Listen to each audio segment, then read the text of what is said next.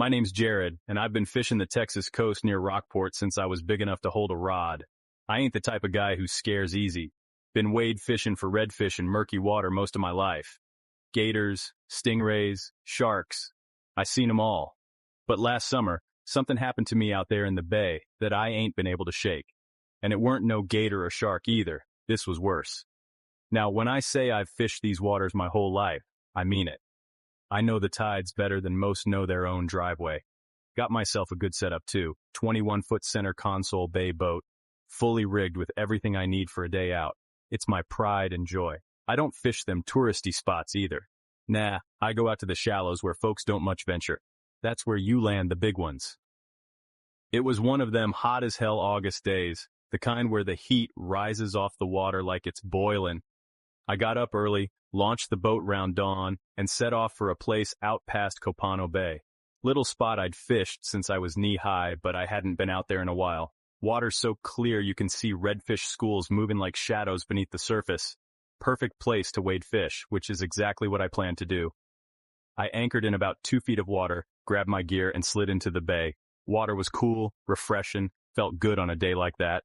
I was about 20 yards off the boat, casting into the channels where the reds like to hide. My first couple casts came up empty, but I wasn't worried. Wasn't long before I got a big strike. Rod bent clean over, drag singing. I was grinning ear to ear. I fought that fish for a good 15 minutes before I finally got him close enough to land. But as I waded over to unhook him, something caught my eye just off to the right. Something floating. Now this ain't uncommon. You fish long enough, you see plenty of junk in the water. Old crab traps, driftwood, busted up coolers. So I didn't think much of it at first. But as I got closer, I realized this wasn't no junk. It was a hand. I froze right there in the water. Just stood staring at it, heart pounding. It was pale, bloated, with seaweed tangled round the fingers. Looked like it had been there a while too. I ain't no expert, but I'd say a week or two, maybe more. What really got me, though, was the way it was sticking straight up out of the water like it was waving at me. I ain't no coward, but I'll admit it, I damn near turned tail and ran for the boat. But I didn't. Instead, I did something stupid. I grabbed my net, scooped the hand up, and brought it back to the boat. Don't ask me why. Maybe I thought I should report it. Maybe I just wanted proof. Either way, I hauled it up on deck and stared at it like a fool. After a few minutes, I noticed something. There wasn't no bone. No wrist, no arm. Just the hand. Like it'd been sawed off. Real clean, too. That's when I started getting this feeling in my gut, like I'd stumbled onto something I shouldn't have. Now, I ain't the jumpy type, but that hand sitting there on the deck, it started gnawing at me. The way it was severed clean, no ragged edges or anything, it didn't make no sense.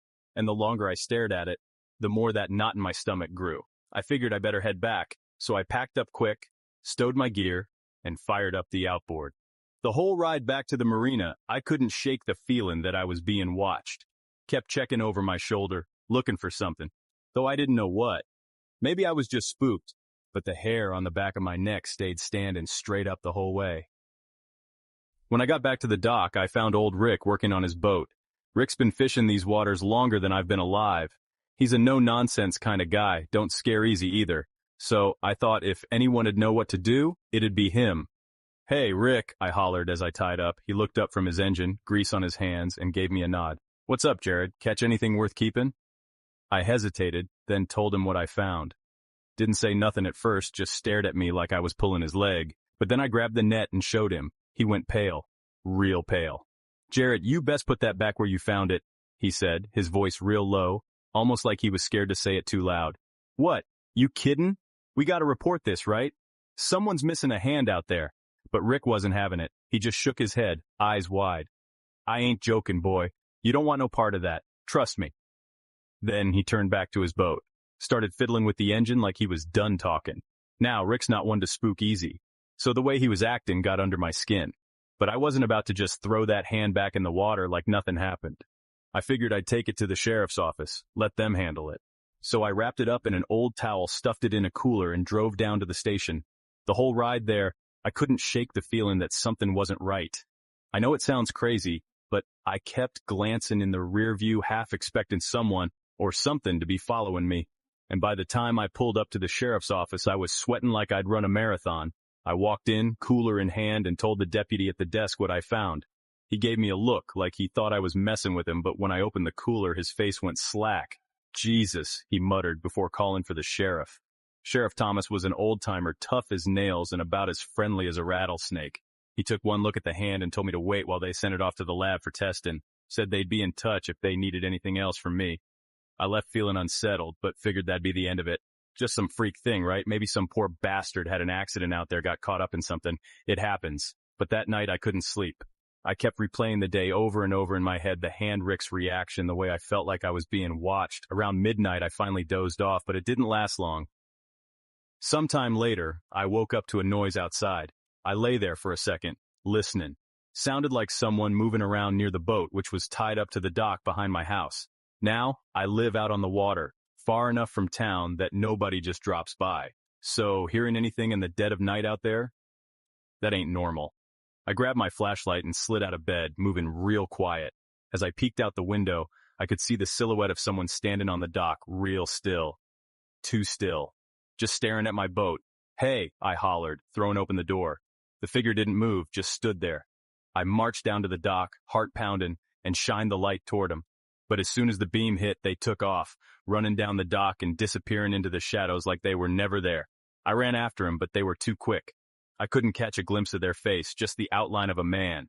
Tall, thin, moving like he knew exactly where to go. Like he'd been watching me for a while. I spent the rest of the night sitting in my kitchen, shotgun on my lap, waiting for something else to happen. But it didn't. Not that night anyway. The next few days were quiet, but I couldn't shake the feeling that I was being followed. I'd catch glimpses of movement out of the corner of my eye, like someone was watching me from the tree line or across the water. Once, I found footprints near the boat that weren't mine. But the worst part was, every time I went fishing, I felt like I was being stalked. No matter how far out I went, it felt like someone or something was out there with me, just out of sight. I tried calling the sheriff, but he brushed me off, said they were still investigating.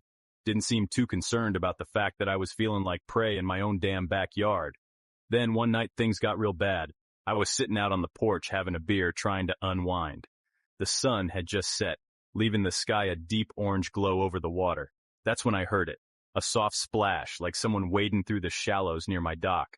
I stood up, heart pounding again, and grabbed the flashlight. There, standing knee-deep in the water, was a man. Same silhouette from before. There he was, just standing there in the water, staring right at me. My light barely touched him, but I could see his outline clear as day. Tall, thin, shoulders slightly hunched like he was waiting for something. But what really sent a chill down my spine was his face. Or rather, the fact that I couldn't see it at all. It was shadowed, too far off to make out any details. But the way he was standing there, not moving an inch, it wasn't natural. I should have hollered at him, told him to get the hell off my property, but I didn't. I couldn't. My throat had gone dry as dust, and for a split second it felt like I was paralyzed. All I could do was stare back. Then, just as I was about to call out, he turned, real slow, like he wasn't in no hurry. And he walked off into the water, disappearing under the surface without a ripple. No splash, no sound, just gone. 1 second he was there, the next he was gone. I don't know how long I stood there after that. Could have been minutes, could have been hours. My mind was racing, trying to make sense of it. But nothing did. All I knew was that whoever, or whatever that was, it wasn't some random stranger out for a swim. He was out there for a reason, and I had the sick feeling that reason had something to do with the hand I'd found. By the time I finally snapped out of it, it was well past midnight. I was too spooked to go inside, so I spent the rest of the night out on the porch, shotgun still in my lap, eyes glued to the water. But the figure didn't come back. Next day, I drove back into town, determined to figure out what was going on. I went straight to the sheriff's office, but they weren't much help. They still hadn't gotten any ID on the hand, and they acted like I was just a nuisance at that point. Told me they were looking into it, but I could tell they weren't taking me serious. After leaving the station, I figured I'd stop by Rick's place. Maybe he knew something more, something he hadn't told me. He wasn't home when I got there, but his boat was tied up out back, so I knew he wasn't far. I hung around for a bit, waiting on him, when I noticed something weird. His boat had fresh scratches down the side, deep ones, like it had been dragged against something sharp. And that wasn't all. There was something stuck in the net tied to the stern. I walked closer, squinting at the sun-baked net. It was a piece of cloth, dark, muddy, and torn, like it had been ripped off someone's clothes. I reached out and touched it, and that same cold shiver ran down my spine. The fabric was stiff with dried mud, but it had a weird slick feeling, like it'd been in the water for a long time. I didn't stick around much longer after that. Rick still wasn't back, so I headed home, feeling even more uneasy than before. That night, the knock came. It was real late, past midnight again. I just drifted off when I heard it. 3 loud knocks at the front door. At first, I thought I'd dreamed it. I lay there, listening. Another knock. This time, louder. I grabbed the shotgun from beside the bed and crept to the front door, heart hammering in my chest. I peeked out the side window, but there wasn't nobody there. I almost turned back, figuring it was just the wind messing with me. But something made me open the door, and when I did, my blood ran cold. On the porch, laying there like an offering, was another hand. This one was fresh, not bloated or rotted like the first. It was pale, with clean, sharp edges where it had been cut, and it was wrapped in the same muddy cloth I'd seen on Rick's boat. That was when I lost it. I slammed the door, locked it, and started pacing the house, trying to figure out what the hell was going on. Was it Rick? Had he gotten caught up in something bad, or was it something else entirely? I didn't sleep at all that night. By morning, I'd made up my mind. I was done messing around. I loaded up my boat, grabbed my gear, and headed back to the spot where I'd found that first hand. If this stalker, or whoever, wanted to play games, I was going to find out what was going on. The water was calm when I got there.